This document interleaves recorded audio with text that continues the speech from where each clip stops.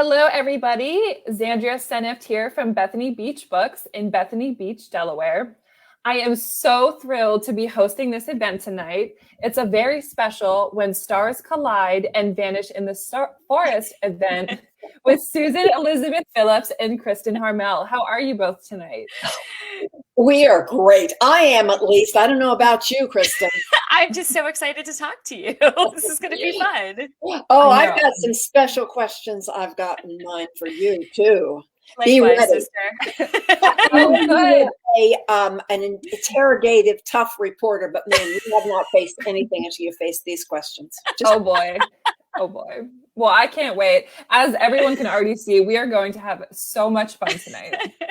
So a few housekeeping things real quick. If you are watching live, please say hi in the comments. Let us know where you're watching from. We love when people do that. And if you have questions for either Kristin, Susan, or myself, please feel free to drop them in the comments and we will have a Q&A portion at the end of the event. But now for the fun stuff. So let's meet our authors. Kristin Harmel is the New York Times bestselling author of a dozen novels, including The Book of Lost Names, The Winemaker's Wife, and the forthcoming The Forest of Vanishing Stars, which is out July 6th. She is the co-founder and co-host of the popular web series Friends in Fiction, and she lives in Orlando, Florida. Susan Elizabeth Phillips is an international bestseller whose books have been published in over 30 languages. She's the only four-time recipient of the Romance Writers of America's prestigious Favorite Book of the Year award. That's amazing. Yes, and a recipient of their Lifetime Achievement Award. Among her other accomplishments, Susan created the sports romance. Her latest book, When Stars Collide, comes out next week, Tuesday, July 29th. Thank you so much, both of you, for being here tonight. I can't thank you enough for your support of independent bookstores. And just real quick, why I'm talking about this. So we are running a fun promotion. So if you order either Susan's new book or Kristin's new book from Bethany Beach Books, you will get this amazing, I can't even tell you how cool it is, cooler bag, perfect for the beach to put all your cold drinks in. So they are limited. So be sure to get your order in quick so you can snag one of these. But I have talked enough. I want to pass it right over to you two. Yay! Thank you so much for having us. This is going to be so fun. It is going to be, but because I'm older, I get to go first. So I take these events when authors are slobbering over each other's books and it seems sort of over the top, but that's kind of the way I feel right now. So I do too.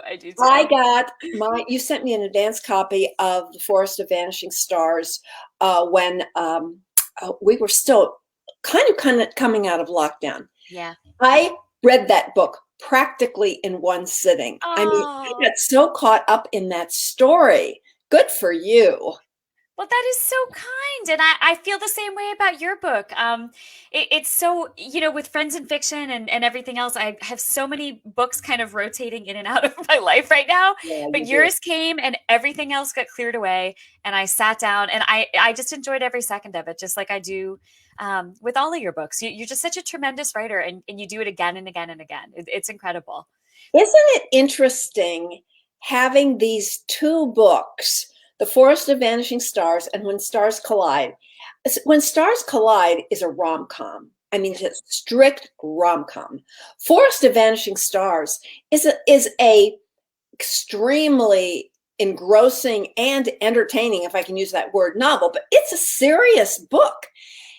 And yet I think there are some things I saw in common. Did you think about that at all? I did. And yeah, I'm really struck by that idea that across genres, we can have these points of commonality that kind of connect the books. I mean, beginning with our titles, which required us clearly to go on some sort of tour event together. Yeah, right. We both feature strong women. Yep. I think in a lot of my books, setting becomes a character, but in Forest of Vanishing Stars, setting really does become a character. Before we go any further, why don't you tell us a little bit about that book, and I'll tell a little bit about When Stars Collide, so we can orient I all think of our friends here. I think that's a perfect idea. And when we get into talking in a minute, another thing that the books kind of have in common that I'd love to discuss is the question of identity. Because I think the protagonists in your book are so defined by who the world has kind of made them out to be. That they don't expect the connection that they have. And I feel like that same sort of thing happens in my book. So I kind of loved that we had that in common.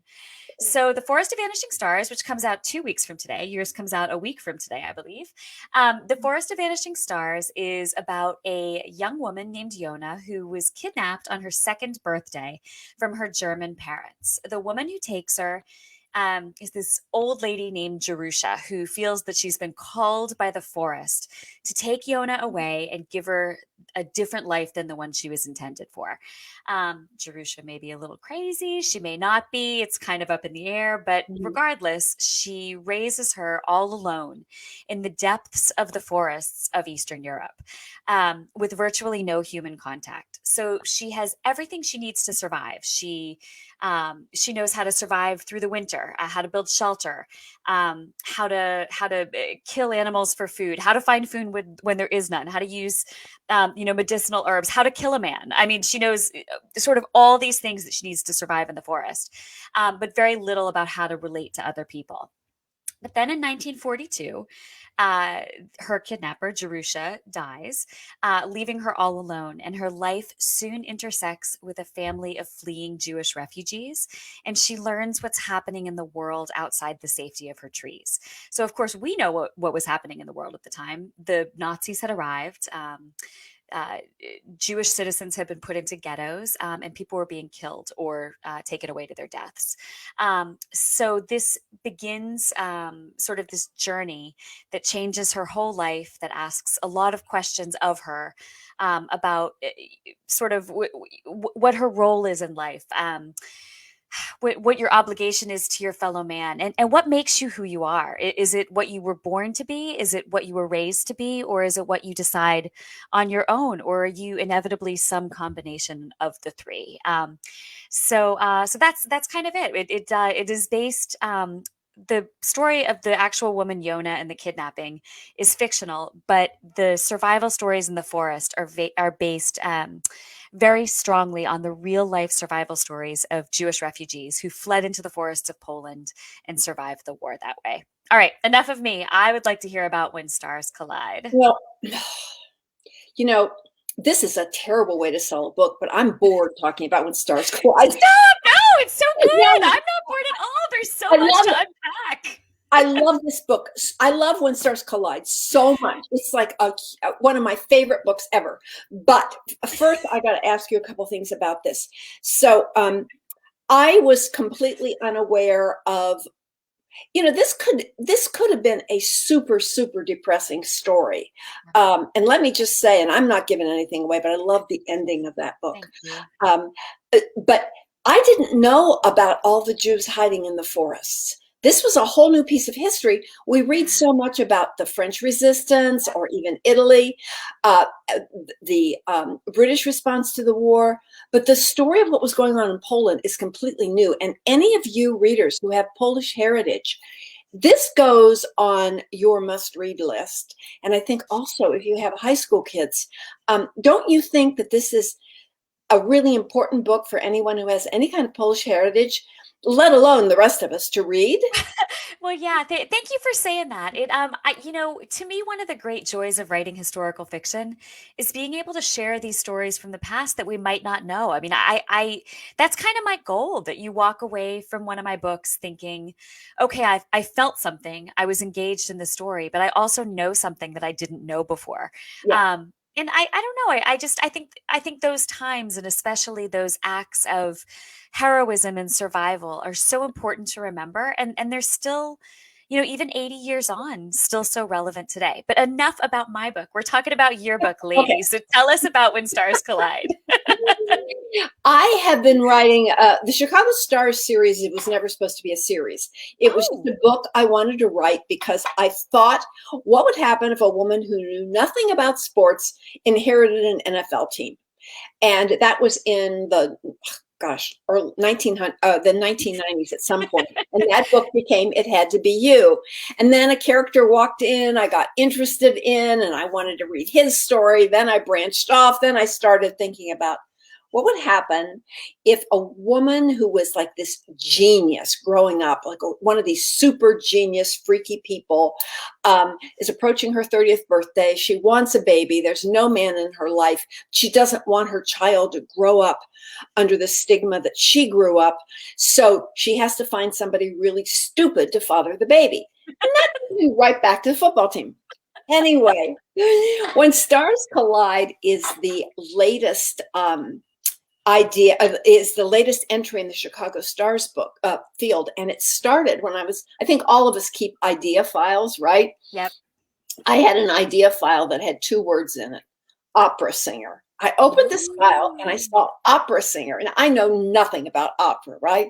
Okay. And it made me laugh. And I immediately thought of football players and opera singers.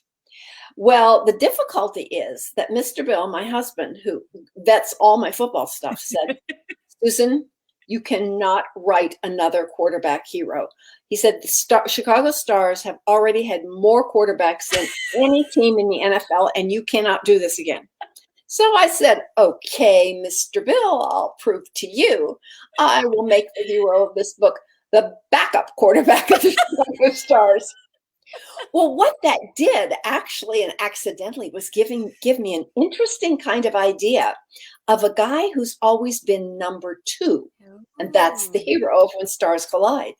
But Olivia Shore, the heroine, is number 1. She is a superstar and she has a date with destiny in her mind.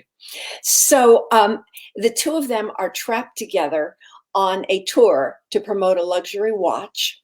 And it does not go well at all. We call this book The Diva and the Quarterback, but I like to think about it as When Mozart Meets Monday Night Football. I love that. That's awesome. So I think readers should read these 2 books together. The one more serious book and then our rom-com. To me, the combination works great in my head. Well, and gosh, I just have to say how much I loved this book. It's I'm so surprised to hear you say that you didn't know much about opera going into this, because you write that character so authentically, and the professional details of her life are I truly, I mean, I one of my questions I had written for you was how long you've been an opera lover, because I just assumed that you had been. So you do that so well. I mean, it just strikes me that you have such an interesting way of talking about art. Like I was thinking of your last book, Dance Away with Me, which has an artist as one of the protagonists also. And you did that so beautifully as well. So you just write these beautiful artistic characters. But in terms of the books being great companion books, I was thinking about this before we came on, and I think you and I approach things so differently. Our stories are different. Our time periods are different. The events in our novels are just so completely different. But you and I think, have really similar hearts. I think we're just, I don't know. So I do think that people who like my books would really love your books. And I think hopefully vice versa. You have characters to cheer for in both books. Yeah. And you have characters who have very pure hearts. They want to do the right thing. And that may not always be the right thing, but their hearts are pure through the whole thing. And we definitely have that in common. I think these books both are really fast paced. I mean, you really want to turn the pages in both of these books. Yeah, I absolutely agree. And, especially now as we're coming into beach season and we're doing this with Bethany Beach Books, I think they're perfect. They're both great toes in your sand, or imagine your toes in the sand books, I think, because of the fast pacing and the engagement. Absolutely. So I wanted to ask you, I touched on this a little bit earlier about kind of identity being at the core of both novels. Can you talk a little bit about the expectations that are sort of swirling around Olivia and Thad at the beginning of the novel. I think they both have a very publicly defined idea of who they're meant to be and what Mhm. they're meant to live up to. And I liked the way you started them off with sort of all of those pressures on their shoulders, which created a wall between them. Can you talk a little bit Yeah. about that? I think that these two characters have way more in common than certainly that they think they do. They're both dedicated to being the best. Yeah. It's more visible with Olivia because she is number one and he's the backup. But in fact, even though he's backup quarterback, the reason he's backup is he has this little issue with his peripheral vision. And it turns out that he's a really wonderful mentor. Yeah. I think Olivia knows who she is professionally. She does have a strong sense of professional identity. Um, but I'm not sure at the beginning of the book she knows who she is personally. She sees no Ah, way she can balance both sides of her character. And when you look at Yona in Vanishing Stars, her identity is totally linked with the forest. She has yes. no connection beyond that. When she goes and sees the simplest thing, looking through the window at a family, this is bizarre to her. Um, Yeah. and we watch through the course of the book as this wild child. I mean, you have taken, this is the wild child, as the whole world is opened up to her bit by bit by bit. Yeah. Um, and it doesn't happen suddenly. It happens very gradually. Talk about that a little bit. Well, I think in some ways it's similar to what Olivia goes through in your book. I mean, obviously, again, very different paths, but I think there are various points in our lives for all of us where we shed the skin of who we used to be and Mhm. and step into this new version of ourselves that isn't really a new version at all. It's who we were all along. It's just we're a little bit more mature and a little bit more exposed to the world and and we have the courage to sort of embrace that. But in the Forest of Vanishing Stars, Yona does go through that transformation. She Mhm. when we meet her, well, when we meet her at the beginning of the book, she's two. But when we kind of pick up with her in the forest after Jerusha has died, she doesn't know who she is. I mean, she's been told who she is, and she is at that point kind of who Jerusha has told her to be.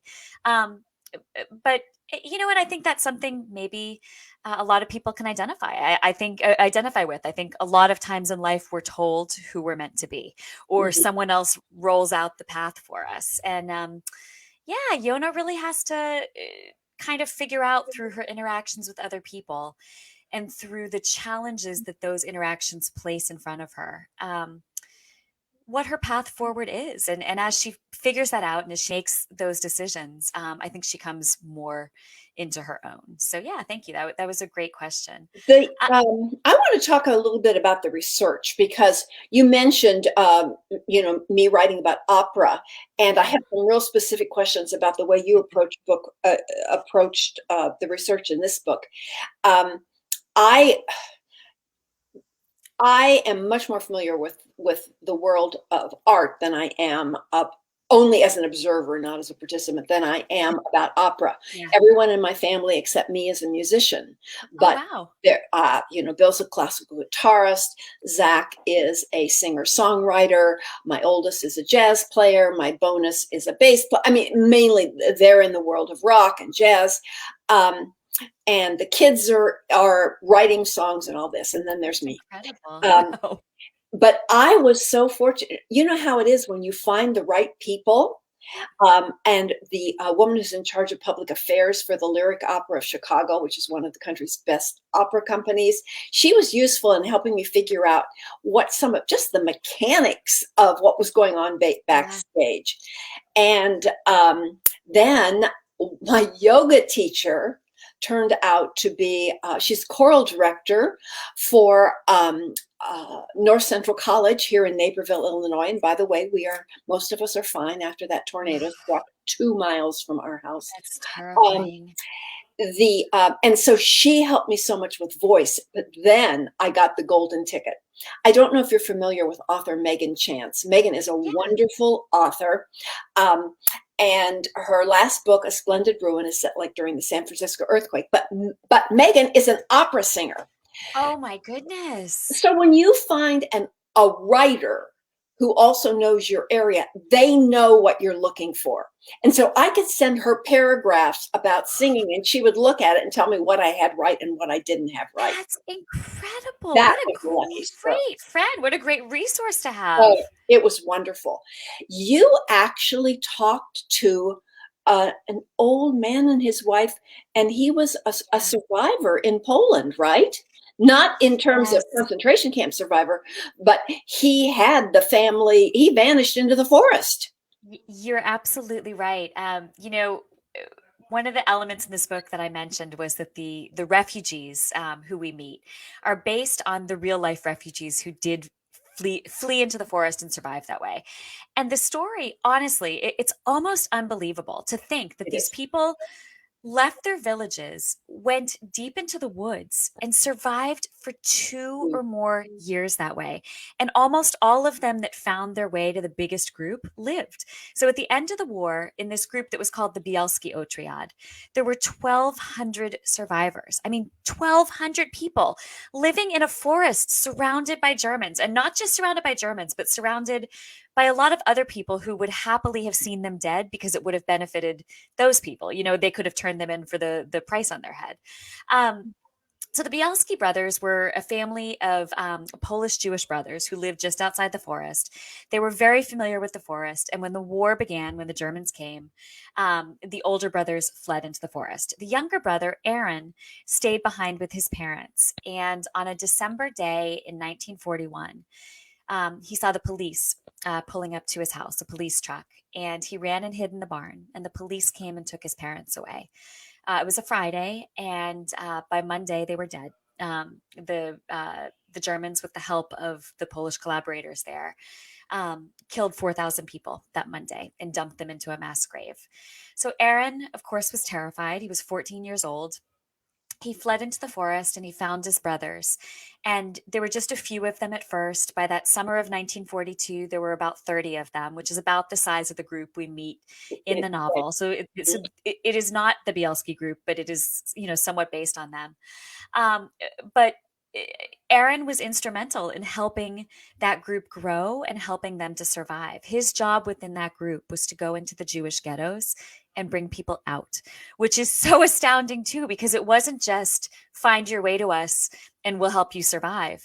It was, we are seeking you out. We are going to convince you to leave the ghetto because you're not safe here. If you stay in the ghetto, you will die. So they would go in and tell people, you have to leave with us. So just the real story behind it is also incredible. But talking to Aaron, who's about to turn 94, he lives in Florida, which, I mean, what are the odds that I would be writing a novel in Florida about the Polish forest and I would find the best resource in the entire world just a couple hours away from me? I like to say that speaking with Aaron kind of gave a beating heart to the novel, because I feel like I had accumulated so many facts and so many details, and from various things, not just accounts of World War II in the forest, but also from survival manuals or manuals written by military leaders about how to kill people in hand-to-hand combat, or herbal medicine books, or things like that. But talking to Aaron, it brought everything alive for me, everything I'd read, everything I understood on paper. And I think that was the difference between having a book of facts and a book with a beating heart, with a heart. Yeah. So it was incredible. That was such a gift to me to be able to do that. Is he still alive? Is he still alive? He is. I just emailed with his wife earlier this week because I was thinking the same thing. I'm like, is he still okay? Yeah. And she said they're fine and they're doing well. He'll be 94 in July. So I mean, just what a blessing to all of us that he's still around to tell his story. It's incredible. What drew you to this story? Did you know about the Jews surviving in the forest? So that's a great question. But then you have to stop asking questions because I've got more for you, lady. And then we have to leave time for our fun trivia game. Yeah. I touch on this in the back of in the author's note in the back, but This is really interesting to me. So I primarily write about World War II France. I used to live Mhm. in Paris. My dad's mother's side of the family is French, so I think I kind of felt the family connection on that side. And having lived in Paris myself, I think I feel very connected to France. I feel very drawn to that history, and there are so many stories there to tell. I had seen the movie Defiance, which is based on the true story of the Bielskis that we just talked about. I had seen that movie, but I hadn't seen it since 2009, I think it came out in late 2008. So it's been years. And it's not like I've been sitting around all these years thinking, oh, I'm going to write about the forest one day. Like, it inspired me and then it sort of left me. Mhm. But after the Book of Lost Names, my last book, I was sitting around thinking, what am I going to write next? I want to do something a little bit different. I don't want to do France again. I want to branch out. I want to do something bigger and more. And, I just kind of couldn't wrap my head around what it was going to be.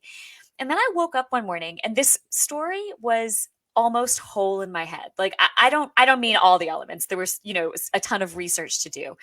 But I kind of woke up with this idea and I thought, yeah, that's the story. Let me dive into that and see what I can come up with. So I was midway through writing it when my brother shared our family ancestry.com family tree with me. He had been doing our family tree and putting it together. And I had always been told that my dad's side of the family, his paternal side of the family, which is the Jewish side of my family, I had always been told that they were from Germany or Austria or Hungary. Like that was kind of what I always associated that family with. Well, it turned out they were from Poland and from an area of Poland not that far away from the area that I was already writing about and already exploring. And they had moved here 50 years before the war. But as recently as 1933, so 6 years before the war began, my great great grandmother, Rosie Harmel, boarded a ship, the SS Ile de France, I think, boarded a ship and went back to Europe, presumably, I would imagine, to visit her loved one. She was 69. I assume that's why you would probably, board a ship and go back to Europe after all that time. So she saw her family, I'm thinking, in 1933, 6 years before the war began. And most of her family, I imagine, must have been wiped out. I mean, more than 90% of the Jewish population of Poland was. So I was so moved and stunned to find that out, that without knowing it, maybe I had a little bit of a family connection to this story, and maybe that's what led me down the road to writing about it. I mean, I do think there's something to be said for our stories being in our blood. That's just crazy. Isn't That is it such a nuts? wild story. By the way, if you've never read Kristin's books and you don't know, whether you're going to like her or not, check out the Book of Lost Names, which is her last book and is now out in trade paperback, right? It is. Yeah, it Yeah. just came out a few weeks ago. Thank you for Mhm. saying that. Thank you. Yeah. Okay, so I want to talk a little bit about back to your novel. Can you tell us first of all a little bit about the Chicago Stars series? So, but before we talk about that, I did just want to get out of the way the fact that these are all standalones, right? So these Yeah. are not, you don't Yeah. have to have read the series. They're Not at all. connected. They're connected books, but they don't have to be read in any particular order. Um, can you talk a little bit about that series and what it was like to return to it? If I'm not mistaken, the last book was 5 years ago, right? Something like that. That would have Yeah. been First Star I See Tonight. Yep. Yep. Yeah. Um, the the series is just so accidental. I don't do well planning ahead.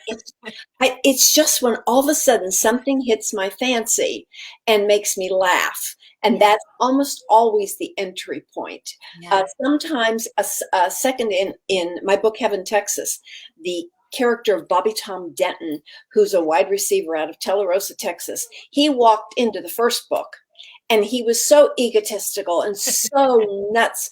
I had to know his story. And then the same thing happened in a later book. I did a story about a sports agent and a matchmaker. And in that story, one of his clients, who was part of the Chicago Stars, a guy by the name of Dean Robillard, again, the first time we see him, he's got a linen sports coat draped around his shoulders, and he's got two big diamond studs in his ears. And he made me laugh. And his story became Natural Born Charmer.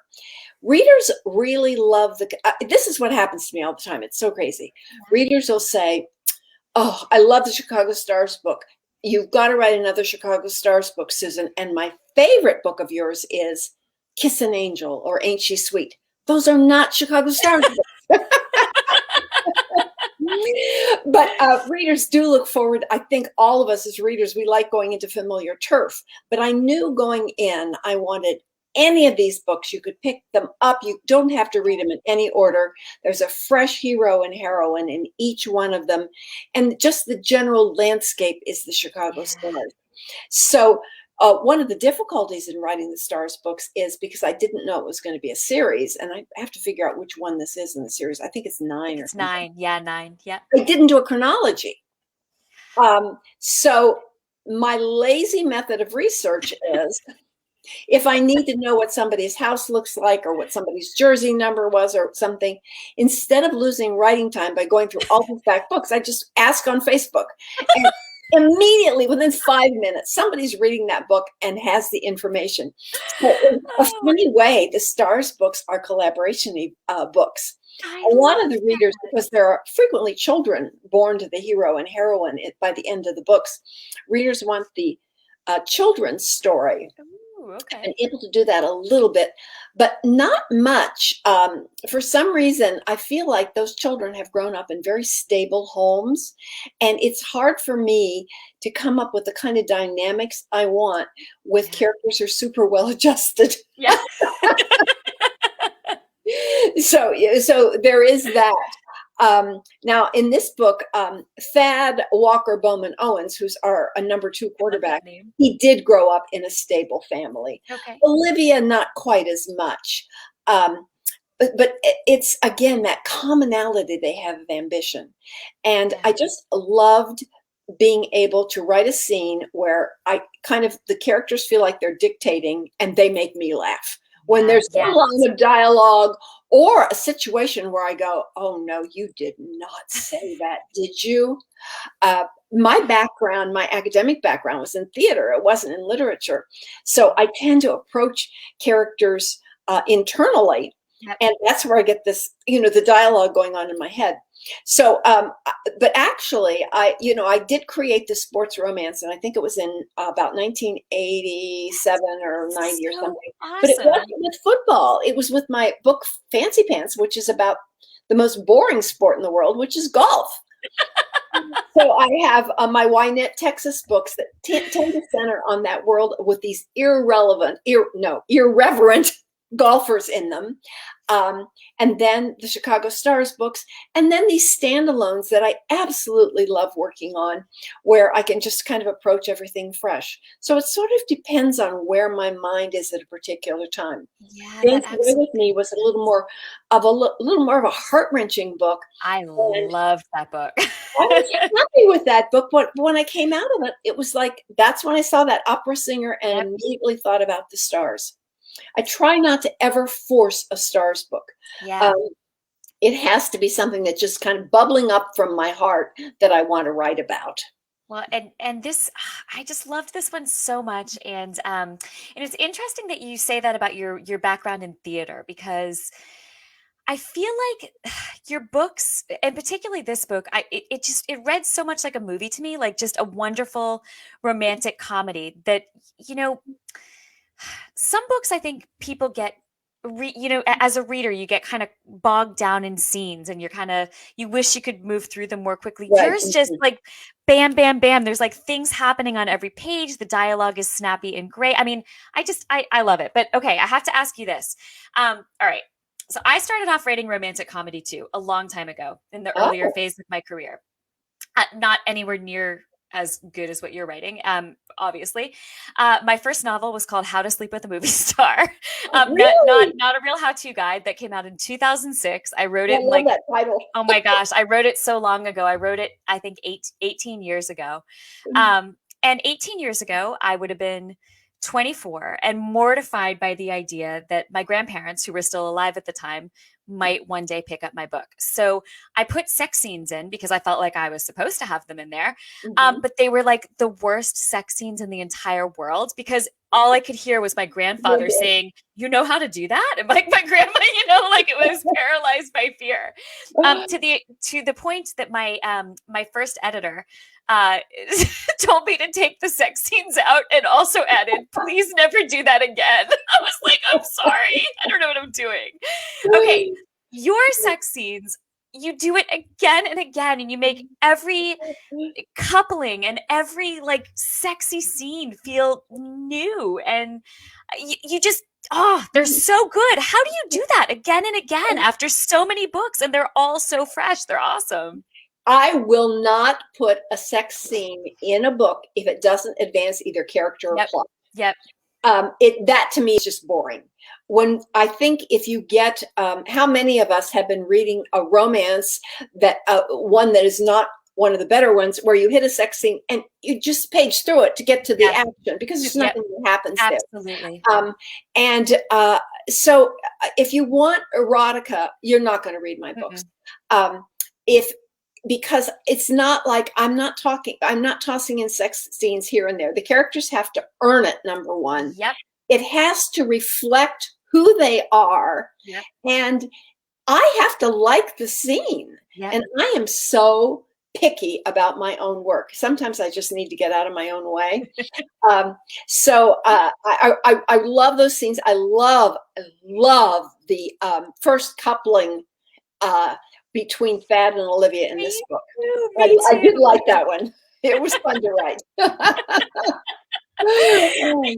I think all these years later, I'm still haunted by the voice of that first editor telling me, don't do this again. And so every time I write, and same thing with me, you're not going to get anything erotic in my books, but anytime I write a scene like that, I'm like, I might be doing it wrong. So, all right, I'm looking at the clock, and I think it is time for us to do our exciting trivia, because we promised fun and games. It is time. So everybody out there, here's what we are going to do. Susan and I have come up with some fun questions, and we are going to take turns reading you some book facts. We want you to tell us in the comments whether the fact applies to Susan's When Stars Collide, my The Forest of Vanishing Stars, or both. All you have to do to play is put your guess in. So we'll give you the question number, and you can just put like one and either collide or vanish or forest or whatever. Okay. Let's see. Wait a minute. Kristin just told a lie. Told a flat out lie. She did? Said, she said, we came up with these questions. Kristin came up with everyone. Go ahead. Now that I've wrecked your credibility. All right. So I'm just a big fat liar. We've gotten that out of the way. That's good. All right. So, and we're at the end of this. So we're going to do, what do we have? 10 fun questions, and then a 6-question bonus round, which Susan can tell you about the bonus round after we finish those 10 questions. And at the end, Xandria from Bethany Beach Books is going to pick one winner from among all of you who have been guessing along. You don't have to be right. You just have to play. And that winner is going to win a $50 wine.com gift card, unless you would prefer not to receive a wine.com gift card because they don't ship to your state or because you don't drink. And then we will figure out something else. But that is the prize, unless that doesn't work for you. All right, so let's go. Is everybody ready to play? All right. Remember, you don't have to be right. You just have to have fun playing along. So, all right. So is this When Stars Collide or The Forest of Vanishing Stars? Question number 1. The book has a main character described as La Belle Tournade, which is mistakenly interpreted as the beautiful turnip instead of the beautiful tornado. Which book is that from? All right. Question 2, Susan. This book has a plot element that involves a missing child. Is that Forest? Is that Collide? I don't think these questions are too hard yet, but no. Okay. Tougher. Hey, listen, you outed me as the one who wrote the questions, and now you're criticizing the questions. Thanks, lady. Threw you under the bus, girlfriend. All right. Question number 3. This book has a main character who helps a nun. Is that Forest, Collide, or both? That's a good question. Here's another good question. This book includes the main character being stalked or followed. Forest or Collide? Question number 5. This book includes an adoring 70-something man named Rupert who sends flowers and other gifts. Is that Forest, Collide, or both? Okay. This book includes an adoring 50-something man named Siegfried who carries a gun and a grudge. Ooh. Forest, Collide, or both? All right, question 7. This book includes a romance between 2 lead characters, seemingly opposites, who are thrust together by circumstance. Forest, Collide, or both? Okay, this is a tough one. This book is dedicated to teachers. I'll give you a hint. It's not both. It's either Forest or Collide. All right, so question 9. This book is dedicated to 4 other authors and 2 additional people. Is that Forest or Collide? And the last of our 10 questions before we go into our bonus round, this book includes the phrase toi, toi, toi, spelled T-O-I, which is how some of the characters traditionally wish each other good luck. Forest or Collide? Or All both. right. How's everyone out there doing with your answers? I hope some answers in. All right. Susan, you want to explain the rounds to our super going question? to be a quick round of name that author. Mm-hmm. And so is it going to be Kristin? Is it going to be Susan? And remember that every order from Bethany Beach of either book is going to receive one of the free My Summer is Booked coolers, which also Kristin arranged for because I didn't do the darn thing. And it is exclusive to this event. They're not going to show up truly anyplace else.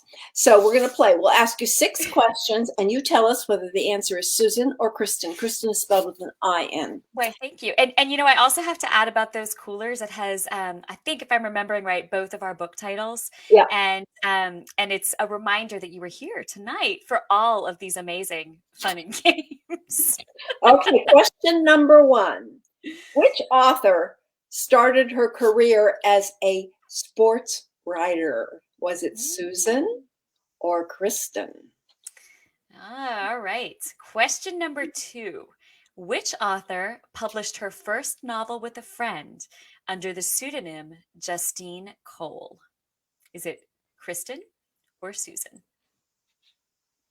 Which author, now happily married, dated both a Major League Baseball player and a NASCAR driver in her younger years, but never dated a professional football player?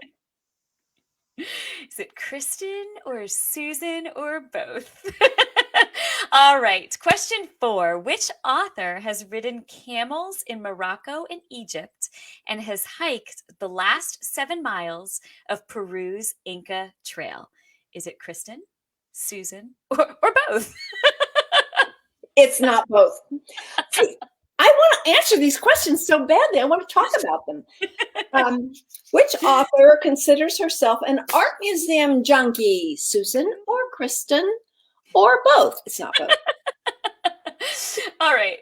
And finally, question 6. Which author once lived in an apartment in Paris with a view of the Eiffel Tower from the living room and from the shower? Is it Kristin or Susan? I think we gave that one away.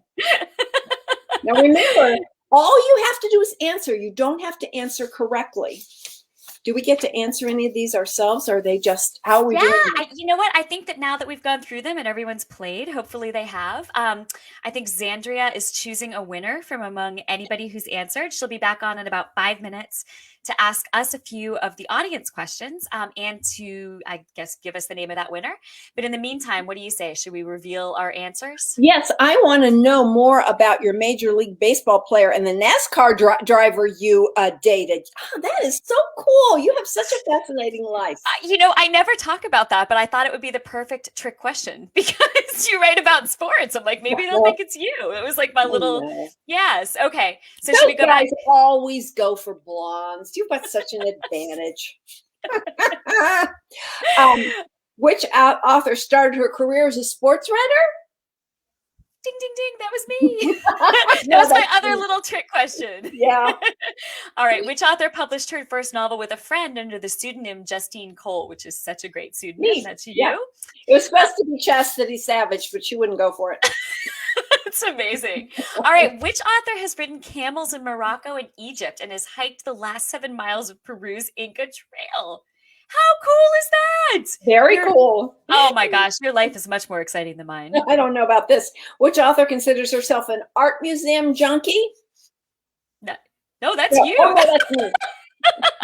I knew that.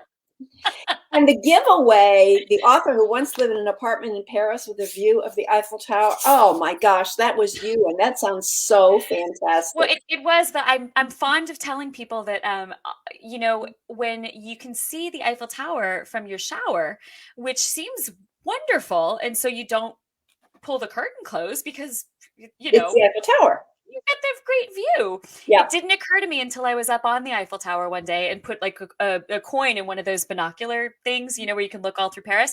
You could actually see fully into my bathroom window. I mean, you'd have to be looking for it, but I think I was like a Paris peep show that cost €1 for that is so funny.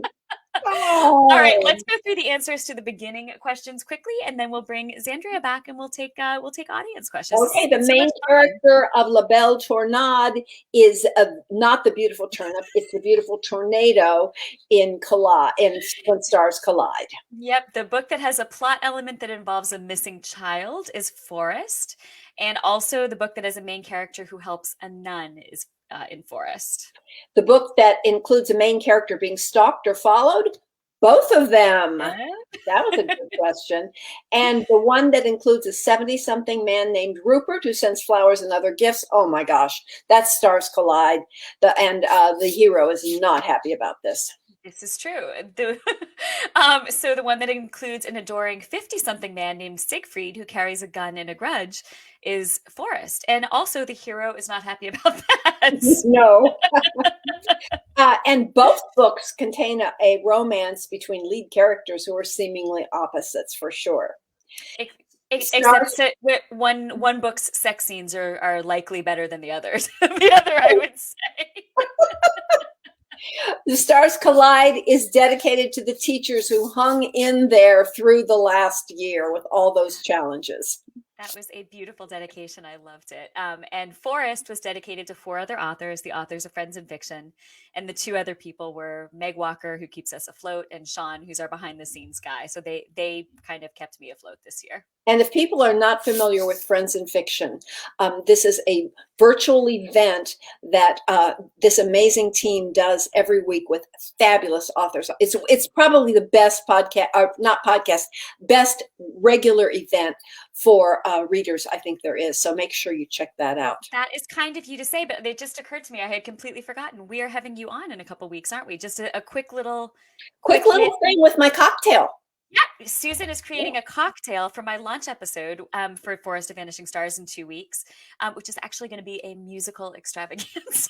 So, really? Yeah, I'm going to have to consult your musical side of the family because I don't. Yeah, I wrote a 15-minute musical and have no musical ability whatsoever. No. The last question, the phrase "toi, toi, toi," that is something opera singers say to each other instead of "break a leg." That is their favorite expression for good luck. I love that. I had never heard that before. I had not either. That was new to me. Yeah. Well, thank you all out there for playing. We hope you had fun. We hope our questions confused you. And if they didn't, that was just purely my fault, as Susan has expressed. All right. Are we ready to bring Zandria back on to draw a winner and ask some questions? Hello. Yes. Oh my gosh. So I wasn't commenting, but I was writing down my answers and my paper is completely scratched out. You totally tricked me. Yes. I fooled Zandria at least. You did. So yes, I selected our winner and the winner is Karen Richards Black. Yay, Karen. Congratulations, Karen. All right. I guess Karen, maybe email. I don't know how it just occurred to me. I don't actually know how to connect. Karen, why don't you get in touch with us? Send us a message at Bethany Beach Books, and then I will connect you with the appropriate people. perfect. Thank you, Sandria. Absolutely. So we have some questions here that people submitted, during the show and beforehand. So I want to make sure we ask them. So let me bring up the first question. This is for both of you. So Denise wants to know, do you use technology or pen and paper to record your thoughts when new ideas start formulating for a new novel? Whatever is handy for me. I work on the computer, but I will scroll on grocery lists, on whatever I happen to have, do voice memo on my phone, whatever is handy. For me, I also write on the computer. Most of my ideas go directly into the computer. And I also kind of think that if I come up with an idea and I'm not by the computer, that if it's left my head by the time I sit down, maybe it wasn't worth sticking around anyhow, if that makes sense. So I think that's why, I don't know, maybe I should be writing down more ideas. Or maybe not. Yes. I am not. I used to be like that, but now, even if it's a good idea, sometimes it'll fly out of my head if I don't write it down. So I write it down, but then later I'll look at it and go, "Are you out of your mind?" Throw that away. Yeah. All right. So Susan, this next question is for you. Will there ever be a book or more with the Chicago Stars, The Next Generation? Not unless I come up with a great story for one of those kids. I'm not going to write a book just to write a book about the kid. It has to be a great story. So that's kind of where we are with it. And also, some of them just are so young in my head. They have to get older in my head. Okay. Thanks for the question. Absolutely. So this one came up a lot. What inspires you both to write? Go ahead, Susan. I have a contract. There we go. I don't love writing. I love having written. Yes, right. I just love writing. Can be such a struggle, and if we waited, let's face it, if we waited for inspiration to write, we'd probably write one day a month. My slogan is "butt in the chair," and sooner or later you're going to figure it out. It can be quite difficult, but I just love it when it goes well. Yeah, and I think I can't imagine not writing. Even if I go on a family vacation and I'm gone for a week, or if I go on book tour for a week and I haven't touched the page, I don't feel like myself. Like I kind of just feel jittery, and I have to get back to it. It kind of has to come out of me. So I think it's part job, it's just such a piece of who I am that I can't not. Awesome. Let me see. Gail wants to know, what is the most important thing you learned from the pandemic? Ooh. You wrote, did you write all of Vanishing Stars during the pandemic? I did. How about you? Did you write When Stars I Collide? wrote probably half or maybe 3/4 of Stars Collide during the pandemic. Okay. And I found it actually, it was almost, I almost felt guilty about it because it was good for writers. You had to, you couldn't go anywhere. And so it was a very fruitful time for me, which made me feel guilty because it was such a difficult time for so many other people. How about you? I kind of had the opposite experience, and I think maybe it's that I had a young child at home during the pandemic. So, where I think some people found themselves with more time or kind of more space to write. You didn't.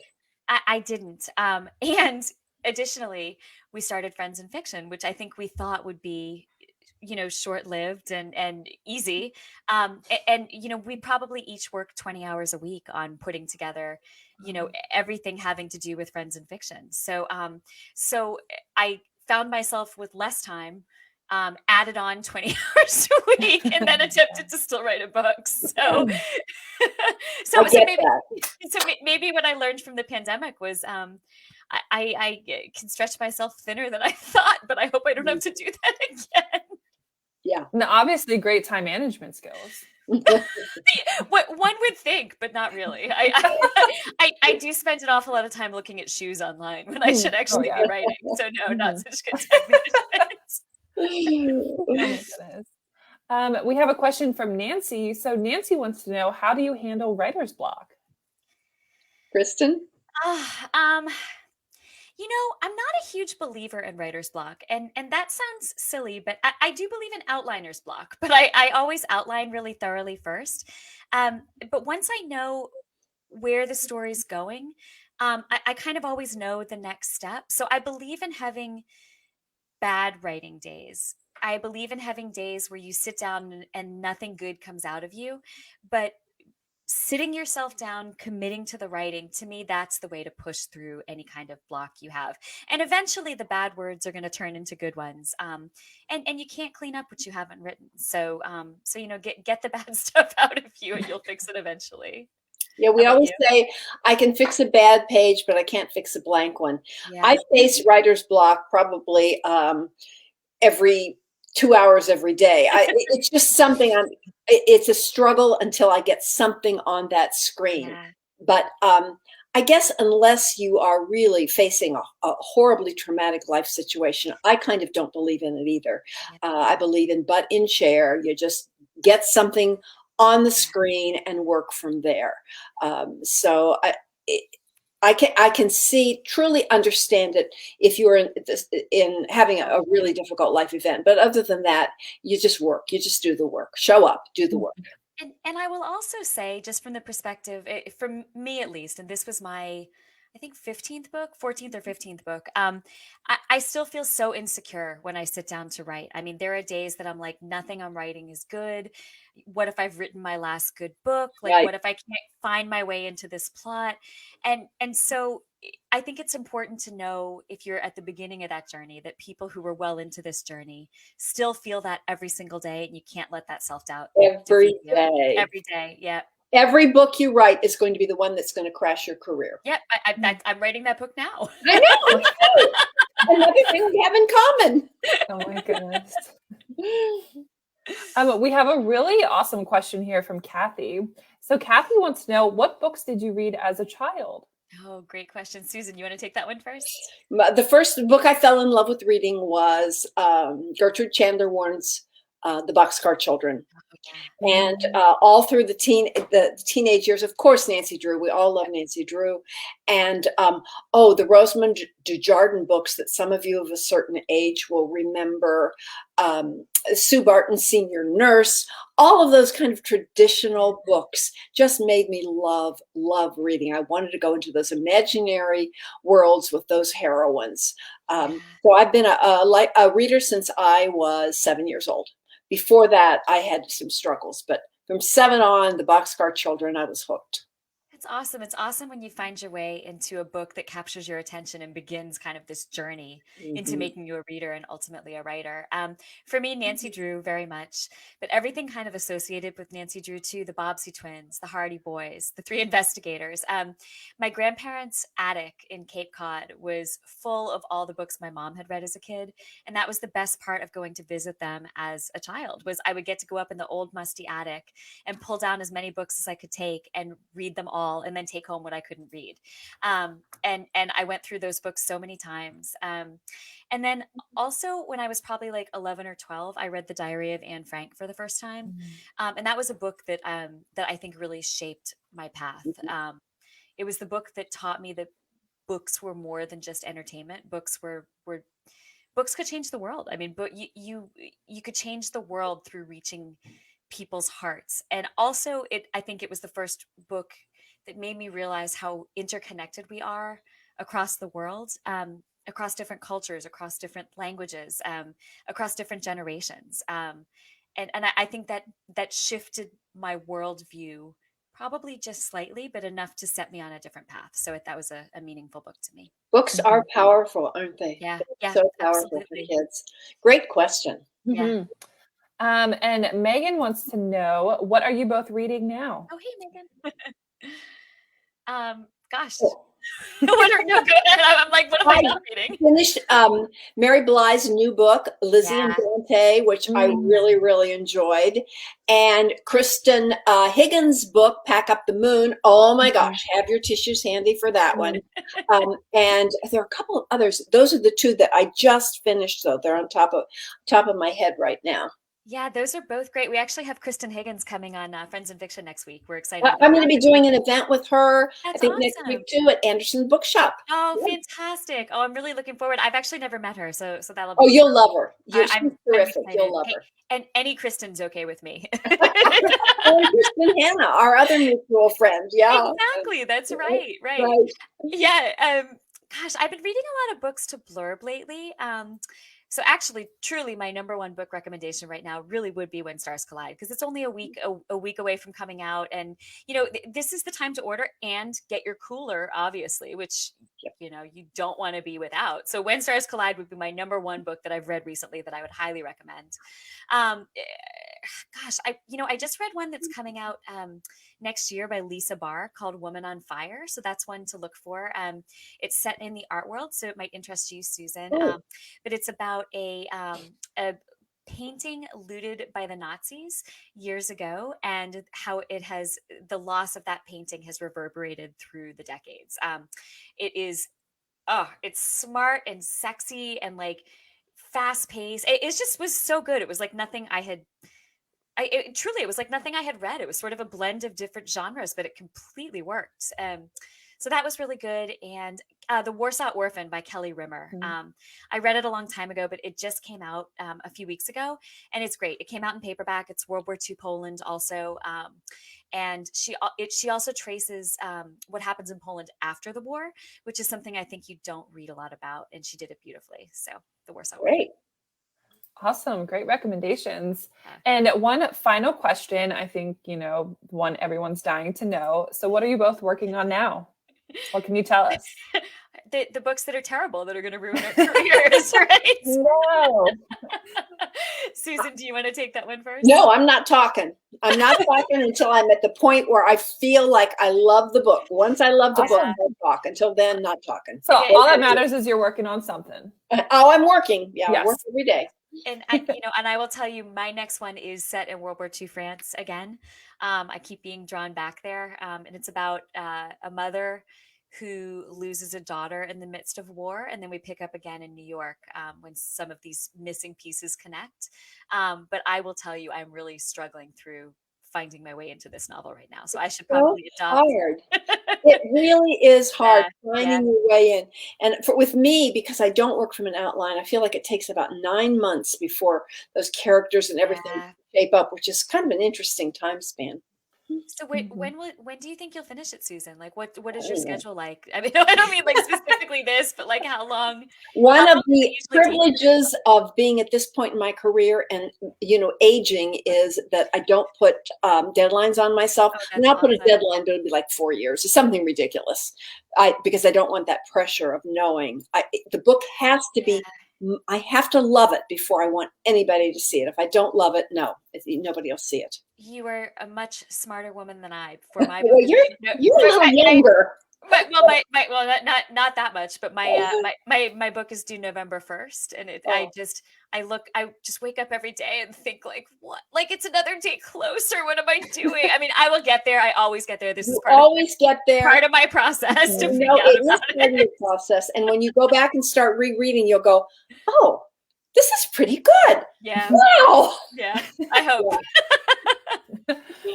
Well, Susan, Kristin, thank you so much for tonight. I have not stopped laughing and smiling. This has been wonderful. Thank you for all the insight you shared. And I just want to say again that, the first few people who pre-order from us, you will get this amazing cooler. It's so cute. It says my summer is booked. And yes, it has both of your names and the book titles and summer 2021. So these are limited. So get your order in soon. I put the link in the comments here. But thank you both so much. Thank you. This was so much fun. It's such a We pleasure. appreciate the hosting.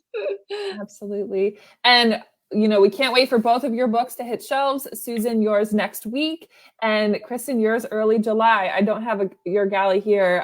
My sister is reading it now. So Susan. That's awesome. Yes. So thank you so much. And I hope you have a wonderful evening. Thank you. so much. Bye-bye, everybody. Everyone. Thanks, Bye. Cynthia.